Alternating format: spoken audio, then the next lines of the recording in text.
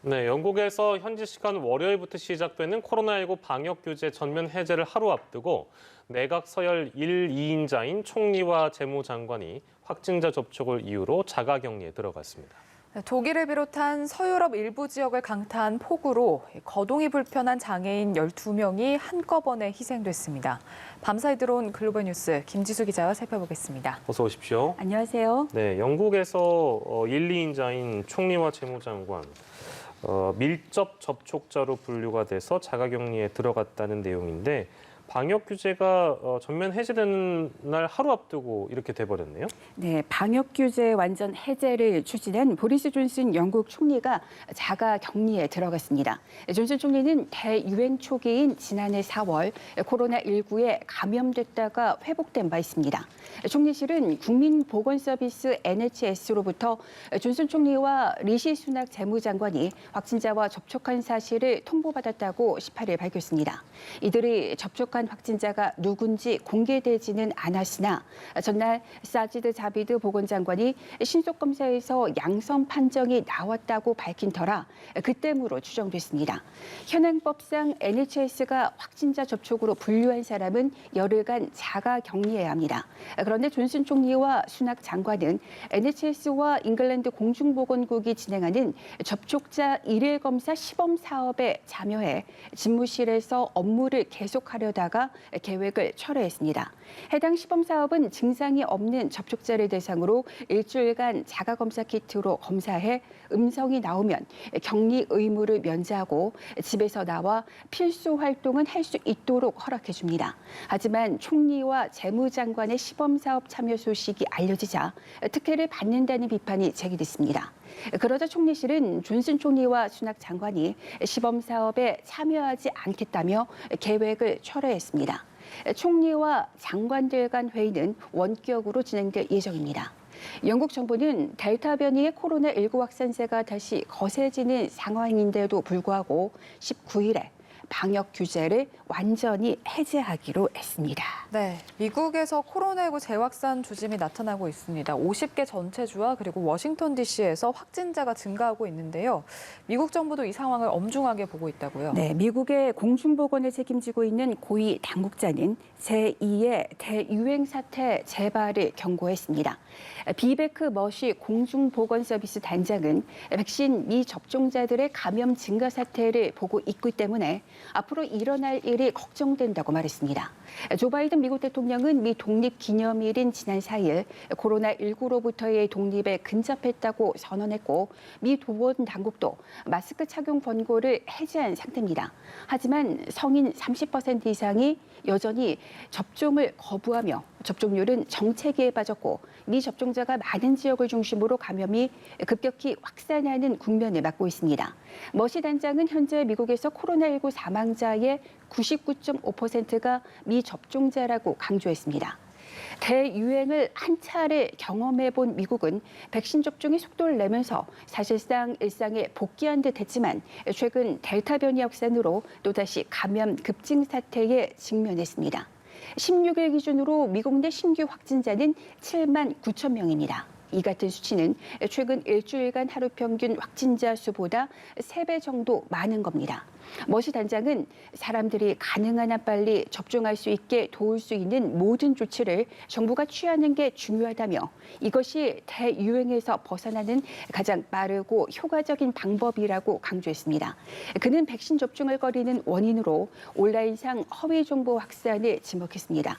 앞서 바이든 대통령도 미접종자 사이에서 감염이 확산하고 있다며 소셜미디어 플랫폼들이 사람들을 죽이고 있다고 언급한 바 있습니다. 한편 카멀라 해리스 미국 부통령이 코로나19 감염 가능성이 있는 의원들과 만난 것으로 나타났습니다. 부통령실은 해리스 부통령이 지난 13일 워싱턴 DC를 방문한 텍사스 주 의회 의원들을 면담했는데 이들 중 2명이 확진 판정을 받았다고 밝혔습니다. 그러나 부통령실은 양성 판정 시점에 기초해 볼 때 부통령이 면담장에서 확진 판정을 받은 이들과 밀접 접촉하지는 않았다며 따라서 검사를 받거나 격리를 할 필요가 없다고 전했습니다. 해리스 부통령은 접종을 모두 마친 상태입니다. 네. 유럽에서는 얼마 전에 열렸던 유럽 축구 선수권 대회 후폭풍이 거세는데 지난달 영국에 이어서 이번엔 이탈리아가 영향을 받았다고요? 네, 이탈리아의 신규 확진자가 3,000명을 넘으면서 5월 말 이후 최다를 기록했습니다. 현지에서는 이 같은 재확산을 2020 유럽 축구 선수권 대회 유로 2020 우승 후유증으로 보는 시각이 우세합니다. 결승전 다음 날인 이달 12일 로마에서는 대표팀의 오픈 버스 퍼레이드가 있었습니다. 당시 로마 거리에는 방역 규정을 무시한 수천 명이 모여서 우려를 낳았습니다. 이탈리아에서 신규 확진자 평균 나이대는 28세로 상당히 젊은 편입니다. 20대에서 40대는 백신 접종률이 20% 안팎으로 저조합니다. 이탈리아 당국은 젊은 층의 접종률을 끌어올리기 위해 이번 주 중에 백신 미접종자의 음식점 입장을 제한하는 등의 대책을 발표할 예정입니다. 도쿄 올림픽 개최 도시인 도쿄도의 하루 신규 확진자가 닷새째 1,000명대를 기록했습니다. 도쿄도에서는 올림픽 개막을 닷새 앞둔 18일 1,000명이 넘는 신규 확진자가 나왔습니다. 일본 정부는 지난 12일부터 도쿄도의 영업시간 단축을 포함하는 긴급사태 선언을 발령한 상태입니다. 일본 전역에서 신규 확진자는 3,000명 넘게 나와 닷새 연속 3,000명대를 이어갔습니다. 네, 마지막으로 독일과 벨기에 등 서유럽을 강타한 폭우 소식인데요. 100년 만에 기록적인 폭우가 쏟아지면서 희생자가 점점 많아지고 있습니다. 독일의 한 요양원에서 몸이 불편한 사람들이 한꺼번에 목숨을 잃었다고요? 네, 독일에서 거동이 불편한 장애인 12명이 한꺼번에 희생되는 일이 발생했습니다. 독일에서 피해가 가장 큰 라인란트팔츠주의 마을 리니치에 지난 14일 밤 최대 7m 높이의 급류가 밀려들었습니다. 진치인은 라인강과 아르강 사이의 마을로 집중적인 폭우에 강물이 범람했습니다. 이 마을 요양원에는 36명의 장애인이 머물고 있었는데 홍수가 난지도 모른 채 1층에서 잠을 자고 있던 12명의 장애인이 밀려온 물에 빠져서 숨을 거뒀습니다. 요양원에서는 밤사이 한 명의 직원만 머물고 있었습니다. 구조대원들은 3시간 후에야 2층에 있던 24명을 구해냈습니다. 요양원은 3m 정도까지 물에 잠겼습니다. 전문가들 사이에서는 위기관리 시스템이 잘 작동하지 않았다면서 당국이 미리 경고했다면 일부 피해를 막을 수 있었을 것이라고 지적했습니다.